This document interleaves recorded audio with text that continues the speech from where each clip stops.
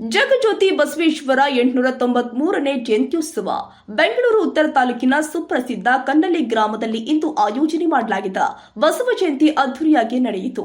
ಬಸವೇಶ್ವರ ಪುತ್ಥಳಿಗೆ ಹೂವಿನ ಪುಷ್ಪಾರ್ಚನೆಗಳ ಮೂಲಕ ನೆರವೇರಿಸಿದ ಕನ್ನಳ್ಳಿ ವೀರಶೈವ ನಿತ್ಯಾನ ದಾಸೋಹ ಸಮಿತಿ ಅಧ್ಯಕ್ಷರು ಆದ ಡಾ ಶಾಂತರಾಜ ಕರ್ನಾಟಕ ನಾಟಕ ಅಕಾಡೆಮಿ ರಂಗ ಕಲಾವಿದರು ಅಧ್ಯಕ್ಷರು ಆದ ನಾಗರಾಜ ಮೂರ್ತಿ ಕೊಡಿಗೆಹಳ್ಳಿ, ಗ್ರಾಮ ಪಂಚಾಯಿತಿ ಸದಸ್ಯರು ಆದ ಸಿದ್ದಲಿಂಗಸ್ವಾಮಿ ಉಪಸ್ಥಿತಿಯಲ್ಲಿ ಅದ್ದೂರಿಯಾಗಿ ಬಸವ ಜಯಂತಿ ಆಚರಣೆ ಮಾಡಿದ್ರು. ನಂತರ ಎನ್ಎಸ್ಎಸ್ ವಿದ್ಯಾರ್ಥಿಗಳಿಗೆ ಹಿತವಚನ ನೀಡಿದ ನಾಗರಾಜ್ ಮೂರ್ತಿ ದಾಸೋಹ ಅಂತ ದಾಸೋಹ ಅಂದ್ರೆ ಡಿಸ್ಟ್ರಿಬ್ಯೂಷನ್ ಆಫ್ ವೆಲ್ತ್ ಅಂತ. ಆದರೆ ನಾವು ಸಂಪಾದನೆ ಮಾಡಿರ್ತಕ್ಕಂಥ ಸಂಪತ್ತೇನಿದೆ ಅದನ್ನು ಯಾವತ್ತೂ ಕೂಡ ನಮ್ಮಲ್ಲಿ ಇಟ್ಕೋಬಾರ್ದು. ಅದನ್ನು ಇಡೀ ಸಮಾಜಕ್ಕೆ ಏನು ಮಾಡಬೇಕು, ಹಂಚಿಕೆಯನ್ನು ಮಾಡಬೇಕು.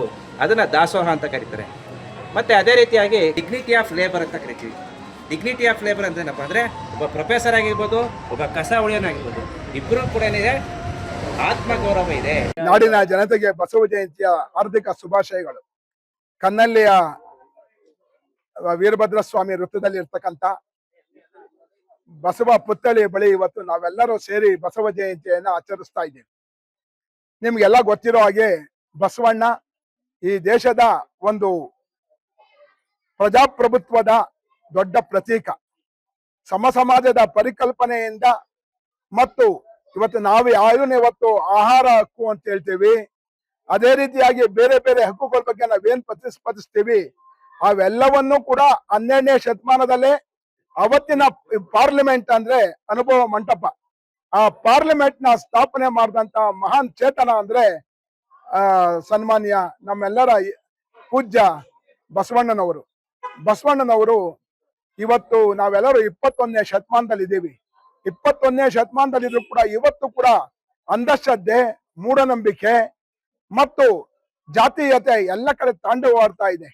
ಇವೆಲ್ಲರಿಗೂ ಕೂಡ ಪರಿಹಾರವಾದ ಏನಂತ ಅಂದ್ರೆ ಬಸವಣ್ಣವರು 12ನೇ ಶತಮಾನದಲ್ಲಿ ನಿರ್ಮಿಸಿದಂತಹ ಆ ಸುಂದರವಾದಂತಹ ಕಲ್ಯಾಣ, ಮತ್ತು ಆ ಕಲ್ಯಾಣದ ಸಂದರ್ಭದಲ್ಲಿ ಎಲ್ಲ ಜಾತಿಗಳನ್ನು ಕೂಡ ಒಂದೇ ಅನ್ನುವ ಸಾರುವಂತಹ ಮತ್ತು ಕಾಯಕ ತತ್ವದ ಅಡಿಯಲ್ಲಿ ಇಡೀ ಸಮಾಜವನ್ನ ರಚನೆ ಮಾಡಿದಂತಹ ಒಂದು ಮಹಾನ್ ಚೇತನ ಬಸವಣ್ಣವರು.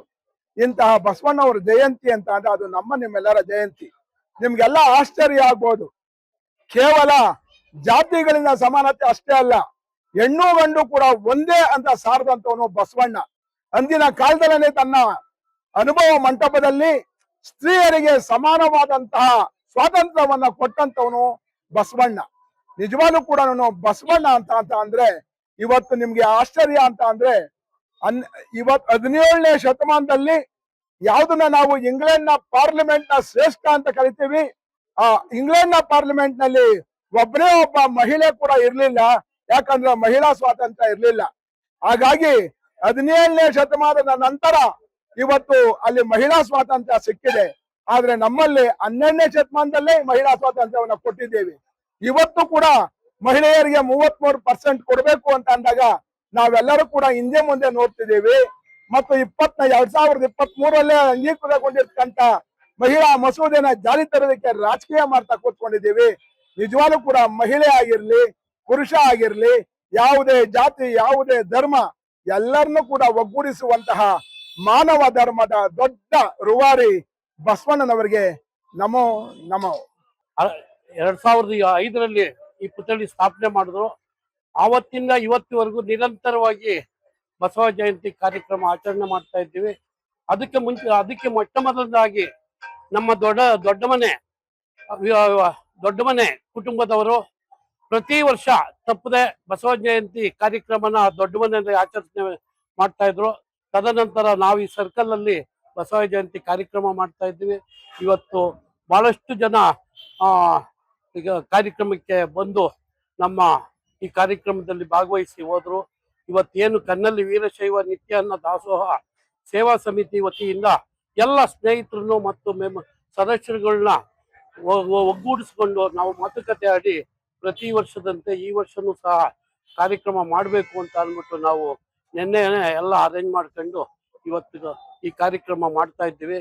ಅದಕ್ಕೆ ನಮಗೆ ಎಲ್ಲರ ಬೆಂಬಲ ಮತ್ತು ಸಹಕಾರ ಇದೆ. ಅದೇ ರೀತಿ ಏನು Bharat BL layout second stage ಇಂದ ನಮ್ಮ ಕನ್ನಡ ಅಕಾಡೆಮಿ ಅಧ್ಯಕ್ಷರಾದಂಥ KV ನಾಗರಾಜ್ ಮೂರ್ತಿ ಅವರು ಸಹ ನಮ್ಮ ಕಾರ್ಯಕ್ರಮದ ಅರ್ಧ ಗಂಟೆ ಮುಂಚಿತವಾಗಿ ಬಂದು ಭಾಗವಹಿಸಿದ್ದಾರೆ.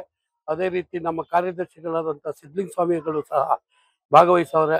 ಬಹಳಷ್ಟು ಜನ ನಮಗೆ ಒಂದು ಖುಷಿ ಏನು ಅಂದರೆ, ನಾವೇನೇ ಕಾರ್ಯಕ್ರಮ ಮಾಡಲಿ, ದಾಸೋಹದ ಕಾರ್ಯಕ್ರಮ ಇರಲಿ, ಬಸವ ಜಯಂತಿ ಇರಲಿ, ಇವತ್ತು ವೀರಭದ್ರ ಸ್ವಾಮಿ ಸುತ್ತುವರೆದು ಪೌಳಿ ಕಾರ್ಯಕ್ರಮ ಮಾಡ್ತೀವಿ, ಅದಕ್ಕೂ ಸಹ ಎಲ್ಲ ಬೆಂಬಲ, ಎಲ್ಲ ಸಹಕಾರ ಕೊಡ್ತಾವ್ರೆ.